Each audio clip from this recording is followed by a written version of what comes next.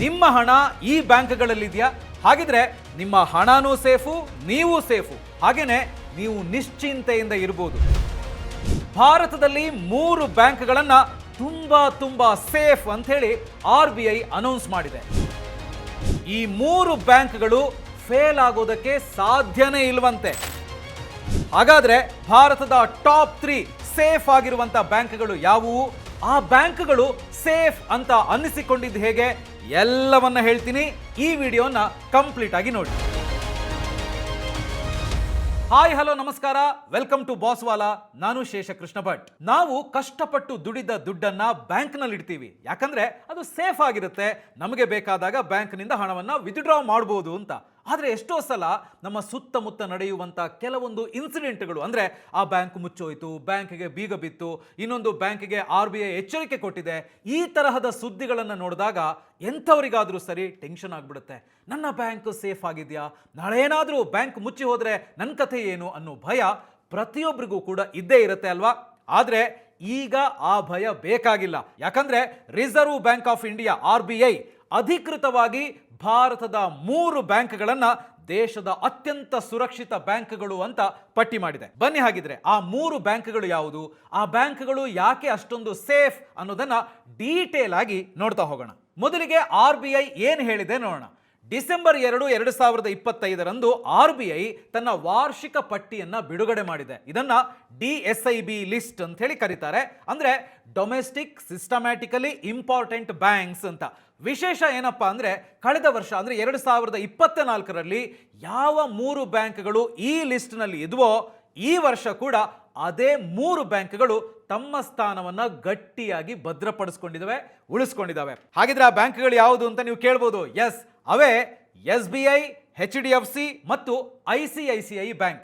ಹಾಗಾಗಿ ಖುದ್ದು RBI ಹೇಳಿರುವ ಪ್ರಕಾರ ಸ್ಟೇಟ್ ಬ್ಯಾಂಕ್ ಆಫ್ ಇಂಡಿಯಾ ಅಂದ್ರೆ SBI, HDFC ಬ್ಯಾಂಕ್ ಮತ್ತು ICICI ಬ್ಯಾಂಕ್ ದೇಶದ ಅತ್ಯಂತ ಸುರಕ್ಷಿತ ಬ್ಯಾಂಕ್ಗಳು. ಹೌದು, ಈಗ ನೀವು ಕೇಳ್ಬೋದು ಏನಿದು DSIB, ಇವುಗಳಿಗೆ ಯಾಕೆ ಇಷ್ಟೊಂದು ಮಹತ್ವ ಅಂತ. ಇದನ್ನ ಸಿಂಪಲ್ ಆಗಿ ಹೇಳಬೇಕು ಅಂತ ಹೇಳಿದ್ರೆ, ಈ ಬ್ಯಾಂಕ್ಗಳು ಟೂ ಬಿಗ್ ಟು ಫೇಲ್, ಅಂದ್ರೆ ಈ ಬ್ಯಾಂಕ್ಗಳ ವ್ಯವಹಾರ ಎಷ್ಟರ ಮಟ್ಟಿಗೆ ಬೆಳೆದಿದೆ ಮತ್ತು ಇವು ಎಷ್ಟು ಮುಖ್ಯ ಆಗಿದೆ ಅಂತ ಹೇಳಿದ್ರೆ, ಇವು ಫೇಲ್ ಆಗೋದಕ್ಕೆ ಅಥವಾ ಮುಳುಗೋದಕ್ಕೆ ಸಾಧ್ಯನೇ ಇಲ್ಲ ಅಂತ.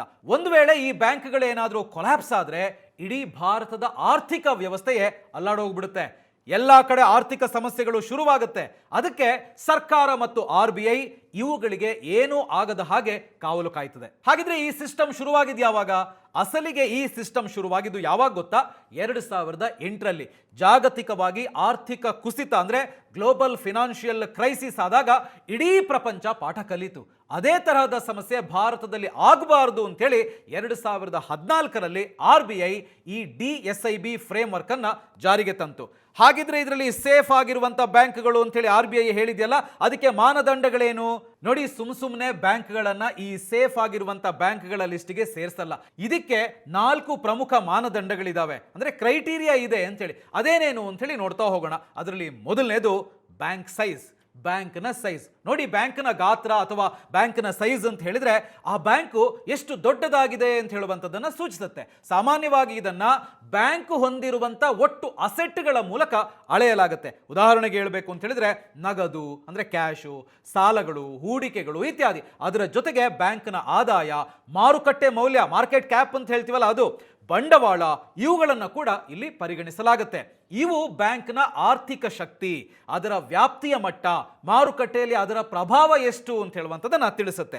ಇವನ್ನ ಆಧಾರವಾಗಿ ತಗೊಂಡು ಬ್ಯಾಂಕ್ಗಳನ್ನ ಸಣ್ಣ, ಮಧ್ಯಮ, ದೊಡ್ಡ ಅಂತೇಳಿ ವರ್ಗೀಕರಣ ಮಾಡಲಾಗುತ್ತೆ. ಅಷ್ಟೇ ಅಲ್ಲ, ಬ್ಯಾಂಕ್ನ ಗಾತ್ರ ತಿಳಿದ್ರೆ ಅದರ ಸ್ಥಿರತೆ ಅಂದ್ರೆ ಸ್ಟೆಬಿಲಿಟಿ, ಸಾಲ ನೀಡುವ ಸಾಮರ್ಥ್ಯ ಮತ್ತು ಆರ್ಥಿಕತೆಯಲ್ಲಿ ಅದರ ಪಾತ್ರವನ್ನ ಅರ್ಥ ಮಾಡ್ಕೊಳ್ಳೋದಕ್ಕೆ ಸಹಾಯ ಆಗುತ್ತೆ. ಇನ್ನು ಎರಡನೇದು, ಅದು ಬೇರೆ ಬೇರೆ ವ್ಯವಸ್ಥೆಗಳ ಜೊತೆಗೆ ಹೊಂದಿರುವಂತ ಸಂಬಂಧ. ನೋಡಿ, ಬ್ಯಾಂಕಿಂಗ್ ವ್ಯವಸ್ಥೆಯಲ್ಲಿ ಇಂಟರ್ ಕನೆಕ್ಟೆಡ್ನೆಸ್ ಅಂತ ಹೇಳಿದ್ರೆ ಬ್ಯಾಂಕ್ನ ಒಳಗಿನ ಸಿಸ್ಟಮ್ಗಳು ಹಾಗೂ ಹೊರಗಿನ ಅನೇಕ ತಂತ್ರಾಂಶಗಳು, ಪ್ಲಾಟ್ಫಾರ್ಮ್ಗಳು ಮತ್ತು ನೆಟ್ವರ್ಕ್ಗಳ ನಡುವೆ ಇರುವಂತಹ ನಿರಂತರ ಎಲೆಕ್ಟ್ರಾನಿಕ್ ಸಂಪರ್ಕಗಳು ಹಾಗೆಯೇ ಡೇಟಾ ವಿನಿಮಯವನ್ನು ಸೂಚಿಸುತ್ತೆ. ಈ ಪರಸ್ಪರ ಸಂಪರ್ಕಿತ ವ್ಯವಸ್ಥೆಯೇ ಇವತ್ತಿನ ಆಧುನಿಕ ಬ್ಯಾಂಕಿಂಗ್ ಕಾರ್ಯಾಚರಣೆಗಳ ಹೃದಯ, ಹಾರ್ಟ್ ಅಂತ ಹೇಳ್ಬೋದು.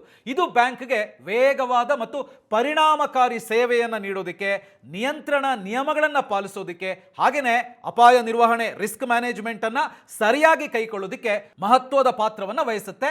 ಹಾಗೆಯೇ ಇದನ್ನ ಇವರು ಪರಿಗಣಿಸ್ತಾರೆ. ಹಾಗೆಯೇ ಮೂರನೇದು ಸಂಕೀರ್ಣತೆ, ಕಾಂಪ್ಲೆಕ್ಸಿಟಿ ಅಂತ ಹೇಳ್ತೀವಲ್ಲ. ನೋಡಿ, ಬ್ಯಾಂಕಿಂಗ್ ಕ್ಷೇತ್ರದಲ್ಲಿ ಸಂಕೀರ್ಣತೆ ಅಥವಾ ಕಾಂಪ್ಲೆಕ್ಸಿಟಿ ಅಂತ ಹೇಳಿದ್ರೆ ಬ್ಯಾಂಕ್ನ ವ್ಯವಸ್ಥೆಗಳು, ಪ್ರಾಡಕ್ಟ್ಸ್, ಉತ್ಪನ್ನಗಳು ಮತ್ತು ದಿನನಿತ್ಯದ ಕಾರ್ಯಚಟುವಟಿಕೆಗಳು ಪರಸ್ಪರ ಜಾಲಗಳಂತೆ ಜೋಡಿಸಿಕೊಂಡಿರುವಂತಹ ಅತಿ ಸೂಕ್ಷ್ಮ ರಚನೆಗಳಾಗಿದ್ದಾವೆ. ಇದರಲ್ಲಿ ಅನೇಕ ಕಾನೂನು ಸಂಸ್ಥೆಗಳು, ವಿವಿಧ ರೀತಿಯ ಹಣಕಾಸಿನ ಸಾಧನಗಳು, ಉದಾಹರಣೆಗೆ ಹೇಳಬೇಕು ಅಂತ ಹೇಳಿದ್ರೆ ಡಿರೈವೇಟಿವ್ಗಳು, ಮಹತ್ತರ ಮಟ್ಟದ ಡೇಟಾ ಹರಿವು ಮತ್ತು ಜಾಗತಿಕ ನೆಟ್ವರ್ಕ್ಗಳು ಇದರಲ್ಲಿ ಸೇರಿರ್ತವೆ. ಈ ವೈವಿಧ್ಯಮಯ ವ್ಯವಸ್ಥೆಗಳು ಬ್ಯಾಂಕ್ಗಳಿಗೆ ಅವಕಾಶಗಳನ್ನು ಕೊಡ್ತವೆ. ಉದಾಹರಣೆಗೆ ಹೂಡಿಕೆ ಡೈವರ್ಸಿಫಿಕೇಶನ್ ಅಥವಾ ವೈವಿಧ್ಯಗೊಳಿಸುವುದು, ಹೊಸತನ ತರೋದು ಕೂಡ ಇದರಲ್ಲಿ ಸೇರಿದೆ. ಹಾಗೆಯೇ ಇದರ ಜೊತೆಗೆ ಇದೇ ಸಮಯದಲ್ಲಿ ಸಿಗ್ನಿಫಿಕೆಂಟ್ ರಿಸ್ಕ್ ಕೂಡ ಇರುತ್ತೆ. ಅದನ್ನ ಕೂಡ ಬ್ಯಾಲೆನ್ಸ್ ಮಾಡಬೇಕಾಗುತ್ತೆ. ಉದಾಹರಣೆಗೆ ಹೇಳಬೇಕು ಅಂತ ಹೇಳಿದ್ರೆ systemic risk, operational risk, cyber risk, ಈ ರೀತಿ ಎಲ್ಲ ಇರುತ್ತವೆ. ಸೊ ಇದನ್ನ ಕೂಡ ನಿರ್ವಹಿಸಬೇಕಾಗುತ್ತೆ. ಅಂದ್ರೆ ಎಷ್ಟರ ಮಟ್ಟಿಗೆ ಇವರು ನಿರ್ವಹಿಸ್ತಾರೆ ಅಂತ ಹೇಳುವಂತದನ್ನ ನೋಡಿ ಈ ಬ್ಯಾಂಕ್ ಅನ್ನ ಪರಿಗಣಿಸಲಾಗುತ್ತೆ. ಇನ್ನು ನಾಲ್ಕನೇದು ಪರ್ಯಾಯ ಇಲ್ಲದಿರುವುದು, ಲ್ಯಾಕ್ ಆಫ್ ಸಬ್ಸ್ಟಿಟ್ಯೂಟ್ಸ್. ಬ್ಯಾಂಕಿಂಗ್ ವ್ಯವಸ್ಥೆಯಲ್ಲಿ ಪರ್ಯಾಯಗಳ ಕೊರತೆ ಅಥವಾ ಲ್ಯಾಕ್ ಆಫ್ ಸಬ್ಸ್ಟಿಟ್ಯೂಟ್ ಅಂತ ಹೇಳಿದ್ರೆ ಗ್ರಾಹಕರಿಗೆ ಬ್ಯಾಂಕ್ ನೀಡ್ತಾ ಇರುವಂತಹ ಕೆಲವು ವಿಶೇಷ ಸೇವೆಗಳು, ಸರ್ವಿಸ್ ಅಥವಾ ಪ್ರಾಡಕ್ಟ್ಸ್ಗಳಿಗೆ ಸಮಾನವಾದಂಥ ಮತ್ತೊಂದು ಆಯ್ಕೆ ಬೇರೆ ಕಡೆ ಇರದೇ ಇರೋದು. ಇವೆಲ್ಲ ಅರ್ಹತೆಗಳು ಬ್ಯಾಂಕಿಗೆ ಇದ್ದಾಗ ಮಾತ್ರ RBI ಅದನ್ನ ಪರಿಗಣಿಸುತ್ತೆ.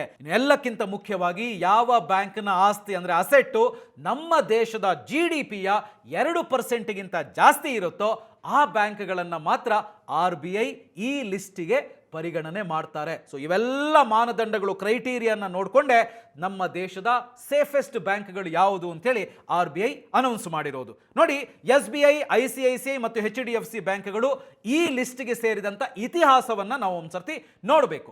2015ರಲ್ಲಿ ಮೊದಲ ಬಾರಿಗೆ SBI, state bank of India, ಈ ಪಟ್ಟಿಗೆ ಸೇರಿತು. ಅದಾದ್ಮೇಲೆ 2016ರಲ್ಲಿ ICICI ಬ್ಯಾಂಕ್ ಸೇರ್ಕೊಂಡಿತು. 2017ರಲ್ಲಿ HDFC ಬ್ಯಾಂಕ್ ಕೂಡ ಈ ಸೇಫ್ ಬ್ಯಾಂಕ್ಗಳ ಲಿಸ್ಟ್ಗೆ ಎಂಟ್ರಿ ಕೊಡ್ತು. ಈಗ ಈ ಮೂರೂ ಬ್ಯಾಂಕ್ಗಳು ಕೂಡ ಈ ಲಿಸ್ಟ್ ನಲ್ಲಿ ಸ್ಥಾನವನ್ನ ಭದ್ರಪಡಿಸಿಕೊಂಡಿದ್ದಾವೆ. ಇವರಿಗಿರುವಂತ ರೂಲ್ಸ್ ಏನು ನೋಡಿ, ಈ ಬ್ಯಾಂಕ್ಗಳಿಗೆ ಬರೀ ಸೇಫ್ ಅಂತ ಹೇಳಿ ಪಟ್ಟ ಕೊಟ್ಟು ಸುಮ್ಮನೆ ಬಿಡಲ್ಲ. ಇವುಗಳಿಗೆ ಕಠಿಣವಾದಂತ ರೂಲ್ಸ್ ಕೂಡ ಇರುತ್ತೆ.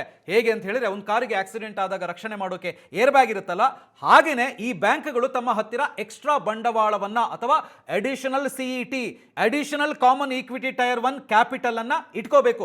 ಆರ್ಥಿಕ ಸಂಕಷ್ಟ ಬಂದಾಗ ಅದನ್ನ ಎದುರಿಸೋಕೆ ಇದು ಸೇಫ್ಟಿ ಕುಶನ್ ತರಹ ಕೆಲಸ ಮಾಡುತ್ತೆ. ಅಂದ್ರೆ ಕಾರಿಗೆ ಏರ್ ಬ್ಯಾಗ್ ಹೆಂಗಿರುತ್ತೋ ಹಾಗೇನೆ ಈ ಕಾಮನ್ ಈಕ್ವಿಟಿ ಟೈರ್ 1 ಕ್ಯಾಪಿಟಲ್ ಇದೆಯಲ್ಲ, ಅದು ಇಲ್ಲಿ ಬ್ಯಾಂಕಿಗೆ ವರ್ಕ್ ಆಗುತ್ತೆ. ಹಾಗಿದ್ರೆ 2025ರ ರೂಲ್ಸ್ ಪ್ರಕಾರ ಈ ಸೇಫ್ ಆಗಿರುವಂತಹ ಬ್ಯಾಂಕ್ಗಳು ತಮ್ಮ ಬಳಿ ಎಷ್ಟು CET1 ಅಂದ್ರೆ ಕಾಮನ್ ಈಕ್ವಿಟಿ ಟೈರ್ 1 ಕ್ಯಾಪಿಟಲ್ ಅನ್ನ ಇಟ್ಕೋಬೇಕು, ಅದನ್ನ ಈಗ ನೋಡ್ತಾ ಹೋಗೋಣ. ಸೊ ಮೊದಲನೇದಾಗಿ SBI ತನ್ನ ಹತ್ತಿರ ಹೆಚ್ಚುವರಿಯಾಗಿ 0.80% ಟೈರ್ 1 ಕ್ಯಾಪಿಟಲ್ ಅನ್ನು ಇಟ್ಕೋಬೇಕಾಗುತ್ತೆ.